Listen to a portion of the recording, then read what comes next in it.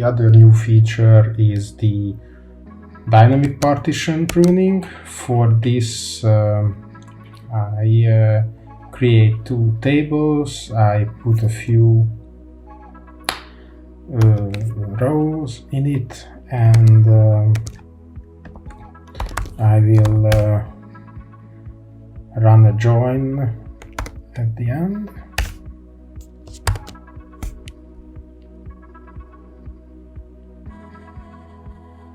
So the tables are created, and I explain the plan of this join, and we can see in the partition filters that this product ID in this dynamic pruning is here